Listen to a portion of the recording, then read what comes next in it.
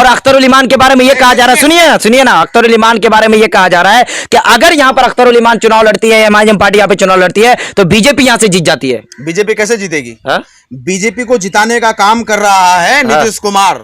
नीतीश कुमार को जितने भी वोट दिया था वो दांते तले उंगली चबा रहे थे कुछ साल पहले, वो बीजेपी के गोद में जाके बैठ गए थे। आज वही कह रहा है कि एमआईएम बीजेपी के लिए काम कर रहा है। बीजेपी का काम कर रहा है नीतीश कुमार। नीतीश कुमार कैसे कर रहे? नीतीश कुमार तो आरजेडी के सरकार बनाया हुआ है। आरजेडी का सरकार कब बनाया? बाद में बनाया ना भाई। जब उधर उनका भूख नहीं मिटा तब फिर आ गए आरजेडी के पास। पहले धोखा दिया हम लोगों को। लेकिन अभी डॉक्टर जावेद साहब काम नहीं किए हैं, कुछ भी नहीं किया। डॉक्टर जावेद साहब को कौन जानता है?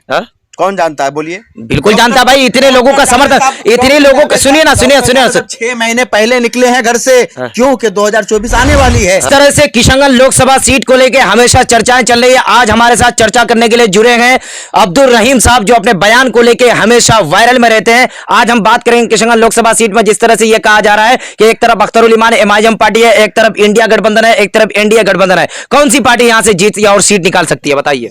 यहां से तो सीट निकाल के जाएगा एमआईएम ही। एमआईएम का बिल्कुल किस तरह कह रहे हैं एमआईएम, जहां पर जेडीयू आरजेडी और तमाम के तमाम पार्टियां समर्थन दे रहे हैं इंडिया गठबंधन को, तो यहां पे एमआईएम कैसे जीत सकती है? सबसे बड़ी बात है कि झुंड में लड़ने की आदत नहीं है एमआईएम की। वो अकेला ही तनहा लड़ेगा और अकेला ही कामयाबी की सीढ़ी को पार करेगा। लगता है कि अख्तरुल ईमान इतने संघर्ष कर पाएंगे, जहां पर इंडिया गठबंधन में जेडीयू जैसी पार्टी है, जहां पर आरजेडी जैसी पार्टी है, जहां पर कांग्रेस जैसी पार्टी है, तो डॉक्टर जावेद के साथ मुकाबला अख्तरुल ईमान का हो सकता है? अब विरासत और पार्टी को देखकर वोट नहीं दिया जाएगा, अब काम को देख के वोट दिया जाएगा। ये किशनगंज की आवाम की आवाज है, ये मेरी आवाज नहीं। ये कोई विरासत वाली अब इलेक्शन नहीं होगा 2024 में। जो 2024 में अगर इलेक्शन होगा तो सिर्फ क्या डॉक्टर जावेद साहब काम नहीं किए हैं? कुछ भी नहीं किया। डॉक्टर जावेद साहब को कौन जानता है? कौन जानता है? बोलिए। बिल्कुल जानता है भाई, इतने लोगों का समर्थन, इतने लोगों का। सुनिए ना, 6 महीने पहले निकले हैं घर से, क्योंकि 2024 आने वाली है, इसलिए डॉक्टर जावेद साहब घर से निकले हैं। डॉक्टर जावेद साहब उसको पूछिएगा कि महालबाड़ी में गया है वो कभी? महालबाड़ी से जो उसको वोट मिला था, कौन से पंचायत में पड़ता है? हम लोग का पिछड़ा पंचायत पड़ रहा है, 14 नंबर वार्ड महालबाड़ी, जो हम लोग का एक पुल है, जो हम लोग का बहुत बड़ा समस्या बन के है, जो उनको पुल बनाना था हर हाल में उसका। लेकिन उनके पक्ष के लोगों का, सुनिए, उनके समर्थक लोगों का यह कहना है कि डॉक्टर जावेद साहब जो काम किया, ऊपर आला दर्जा में काम किया, क्षेत्र भ्रमण नहीं किया, वो मानते हैं, लेकिन वो आला दर्जा में काम किया। आला दर्जा में कौन सा काम किया बता दीजिए आप। उनके समर्थकों द्वारा कहा जा रहा है। और अख्तरुल ईमान के बारे में यह कहा जा रहा है, सुनिए ना, अख्तरुल ईमान के बारे में यह कहा जा रहा है कि अगर यहां पर अख्तरुल ईमान चुनाव लड़ती है, एमआईएम पार्टी यहाँ पे चुनाव लड़ती है, तो बीजेपी यहां से जीत जाती है। बीजेपी कैसे जीतेगी? बीजेपी को जिताने का काम कर रहा है नीतीश कुमार। नीतीश कुमार को जितने भी वोट दिया था वो दांते तले उंगली चबा रहे थे कुछ साल पहले, वो बीजेपी के गोद में जाके बैठ गए थे। आज वही कह रहा है कि एमआईएम बीजेपी के लिए काम कर रहा है। बीजेपी का काम कर रहा है नीतीश कुमार। नीतीश कुमार कैसे कर रहे? नीतीश कुमार तो आरजेडी के सरकार बनाया हुआ है। आरजेडी का सरकार कब बनाया? बाद में बनाया ना भाई। जब उधर उनका भूख नहीं मिटा तब फिर आ गए आरजेडी के पास। पहले धोखा दिया हम लोगों को। लेकिन अभी नीतीश कुमार ये कह रहे हैं कि जिस तरह से हमारे देश के अंदर बीजेपी ने खोखला किया, बीजेपी ने लड़ाने का काम किया, बीजेपी सांप्रदायिक माहौल बनाया, क्या कहते हैं, जेडीयू की तरफ से आरोप लगाया जा रहा है। लेकिन सुनिए ना, जहां पर यह कहा जा रहा था, नीतीश कुमार इससे पहले भी यही बात कही थी कि बीजेपी हमेशा उनके नैया जो भी उसके ऊपर सवार होगा वो डूब जाएगा, इसलिए वहां से निकल करके आरजेडी के साथ वो सरकार बनाने में आया। जिस टाइम वो नैया में सवार हुए थे तो क्या उसके पास अपना नैया नहीं था? अपना नैया तो उसका खुद था। जब उसका खुद अपना नैया था, जब वो देखा कि इधर मेरा अब दाल गलने वाला नहीं है, तो बीजेपी के गोद में जाके बैठ गए। लेकिन अब की बार ऐसा होने वाला नहीं। सुनिए ना, आपकी बार सुनिए ना, के ऊपर वो खुद उंगली उठा रहा है कि एमआईएम बीजेपी के लिए काम कर रहा है, क्योंकि हकीकत में नीतीश कुमार जी एमआईएम के लिए, बीजेपी के लिए खुद काम कर रहा है। तो आपकी बार ऐसा होने वाला नहीं है। वो ये कह रहे हैं कि इंडिया गठबंधन एक ऐसा गठबंधन है जो बीजेपी को चित करने का काम करेगा, बीजेपी को धूल चटाने का काम करेगा। देखिए, बीजेपी को अगर बीजेपी को धूल चटाने का काम करेगा हमारे सीमांचल किशनगंज में विधानसभा में, तो लोकसभा में तो सिर्फ और सिर्फ एमआईएम करेगा, नहीं तो किसी की बस की बात नहीं है। आप देख लीजिएगा 2024 का इलेक्शन में। लेकिन अख्तरुल ईमान के बारे में यह कहा जा रहा है कि जिस तरह से अख्तरुल ईमान की जो पार्टी है वो बीजेपी की बी टीम है।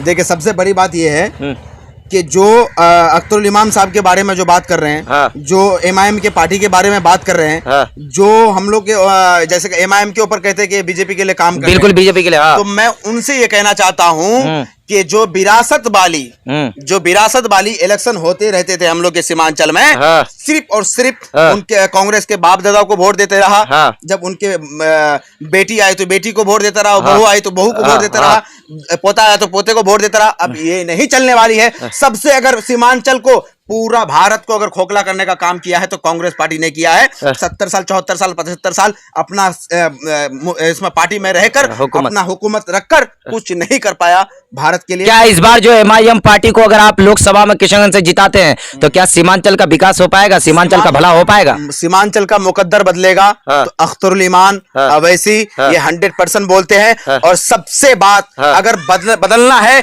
तो हम लोग का सीमांचल का सबसे पहला मुकद्दर बदलने से पहले सबसे पहले सीमांचल के सारे नौजवान को अपना सोच बदलना पड़ेगा, तभी सीमांचल का तकदीर बदल सकता है। तो सुनिए ना, मेरा कहने का मतलब यह है कि जिस तरह से MIM जो पार्टी है उसको गठबंधन में इसीलिए नहीं लिया गया है क्योंकि वो कहीं ना कहीं जहां पर वो चुनाव लड़ती है तो बीजेपी को सपोर्ट मिल जाती है और बीजेपी उनके आने से बीजेपी को अच्छी तरह से उनको जीत मिलती है। ये लगता है उन लोगों को, विपक्ष के लोगों के द्वारा खुद राहुल गांधी ने बात कही, खुद नीतीश कुमार ने बात कही कि MIM को जानते नहीं है, MIM बीजेपी के लिए काम करी। इतने बड़े बड़े कद्दावर नेता जब इसके लिए MIM के लिए बात करें तो कहीं ना कहीं कुछ ऐसा मामला हो सकता है। देखिए, सबसे बड़ी बात जो रब्बे कावा के गिलाब को पकड़ के अवैसी साहब ने कसम खाया है, तो ये ईमान जो रखता है तो उनको तो यकीन करना ही पड़ेगा। जो अगर रब्बे काबा की गिलाब को पकड़ के कसम खाया है तो वो कभी झूठ नहीं बोल सकता। अगर अवैसी बीजेपी के लिए अगर काम करता, ठीक है, तो अब तक पर्दाफाश होता, उनका इतना कद ऊंचा नहीं होता।